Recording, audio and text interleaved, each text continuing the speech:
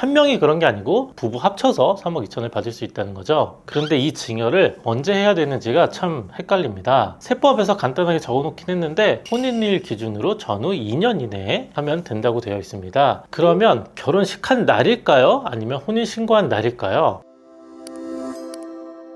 안녕하세요. 비더리치 세무사 김국현입니다. 결혼을 하거나 출산을 하면 1억을 추가로 증여를 받을 수 있다고 합니다. 2024년에 바뀌었는데요. 그런데 기사를 보면 3억을 받을 수 있다고 또 이야기를 합니다. 무슨 얘기가 맞을까요? 이제 법은 바뀌었으니까 이 법을 어떻게 적용을 해야 되는지 헷갈리는 것들 한 번에 정리 한번 해드리겠습니다. 상속세 및 증여세법 제53조의 2에서 혼인, 출산, 증여재산공제가 새로 생겼습니다. 2023년 12월 31일에 법이 만들어져서 2024년 1월 1일부터 적용이 되는데요. 어떻게 됐는지 한번 잠깐 보면요. 거주자가 직계 존속으로부터 혼인일 전후 2년 이내에 증여를 받는 경우에는 1억 원을 증여세 과세가액에서 공제를 한다. 이렇게 되어 있습니다. 무슨 말인지 하나도 모르시겠죠? 아주 어려운 세법 용어로 되어 있는데요. 이걸 하나하나 쪼개서 설명을 드리겠습니다. 제가 다음 영상에서는 또 어떻게 적용을 하는 게 좋은지 또 이야기를 한번 드릴 테니까 오늘 영상 한번 보시고 다음 영상도 한번 참고를 해주세요. 어떻게 바뀐 건지 하나하나 보면요. 우선 아시는 것처럼 기본공제 성인 자녀한테 5천만 원까지는 할 수 있습니다. 10년간 가능하죠. 여기에 추가로 결혼을 하거나 출산을 하면 별도로 1억을 또 증여를 할 수 있다는 겁니다. 이걸 또 어떻게 적용해야 되는지 좀 헷갈립니다. 많은 기사에서 왜 3억이라고 했을까요? 분명히 1억만 증여가 늘었는데 왜 3억이라고 했는지 설명을 한번 드리겠습니다. 만약에 자녀가 10년간 5천만 원 증여를 받은 적이 없다면 이건 살아있겠죠? 이 5천만 원 증여 받을 수 있습니다. 그런데 결혼을 하면 1억을 또 받을 수가 있잖아요. 그러면 1억 5천을 받을 수가 있습니다. 그러니까 10년간 증여를 받지 않은 자녀는 1억 5천까지 증여를 받을 수 있는 거죠. 그러면 남편이 1억 5천을 받을 수 있고 아내가 되는 사람이 또 1억 5천을 증여를 받을 수가 있습니다. 그래서 남편 1억 5천, 와이프 1억 5천 이걸 합쳐서 3억이라고 하는 겁니다. 1억 원 증여를 늘렸는데 좀 많이 증여해 주는 것처럼 설명을 하려고 3억까지 증여가 된다고 이렇게 좀 설명을 하는 것 같습니다. 예를 한번 들어볼게요. 김리치 씨가 결혼을 했는데 증여받은 적이 없었습니다. 그럼 1억 5천을 증여를 받을 수 있겠죠? 그리고 김리치 배우자도 부모님한테 똑같이 증여를 1억 5천을 받을 수가 있습니다.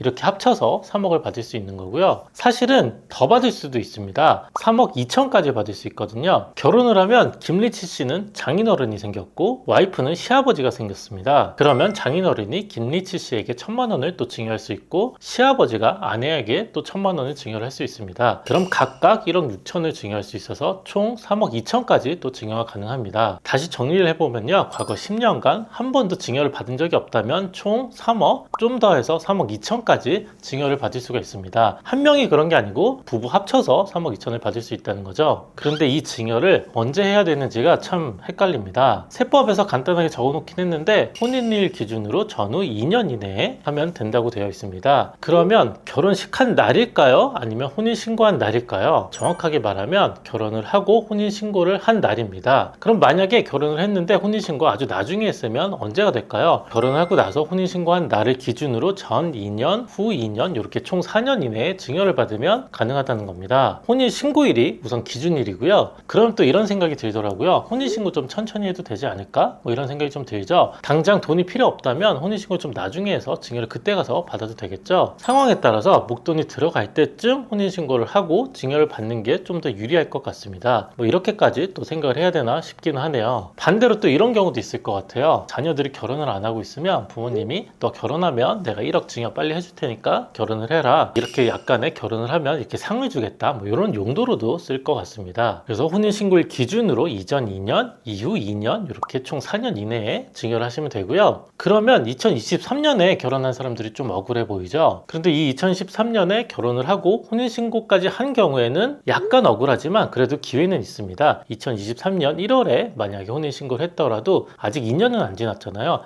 2023년 1월에 결혼했으면 2025년이 1월이니까 아직 2024년에 증여를 해도 증여공제 1억을 받을 수가 있습니다. 그럼 2022년은 어떻게 하죠? 2022년 2년에 결혼을 했어도 2년이 지나지 않아서 증여를 받았으면 이 규정은 또 적용을 받을 수가 있습니다. 그래서 과거에 언제 혼인신고를 했는지 확인을 해보시고 2년이 지나지 않았다면 빠르게 또 증여를 받을 수가 있겠죠. 전후 2년을 어떻게 적용을 하는지가 중요하고요. 또 이게 또 좋은 게 이 1억을 왜 줬는지 물어보질 않습니다. 이 1억을 받아서 부동산을 사건, 주식을 사건, 뭐 혼수용품을 안 하더라도 어디에 썼던지 상관을 안 하겠다는 겁니다. 그거 하나하나 찾기가 어려울 테니까요. 그래서 이 규정이 어떻게 생겼는지 한번 봤고요. 그리고 어떤 기준을 기준으로 적용을 해야 되는지 두 가지를 한번 봤습니다. 그리고 출산을 한 경우를 한번 보겠습니다. 출산을 하면 출산일 기준으로 이후 2년 이내에 증여를 받으면 됩니다. 출산일 기준 이전 2년은 적용해주지 않고요. 출산을 하고 나서 2년 이내에만 적용이 됩니다. 좀 말이 안 되긴 하잖아요. 증여를 했는데 출산을 한 걸로 이 증여를 공제를 해주겠다, 이런 건 좀 말이 안 되니까 출산을 하고 나서 2년 이내에 증여한 것만 적용을 해주겠다고 되어 있습니다. 구독과 좋아요, 알림 설정 해주세요.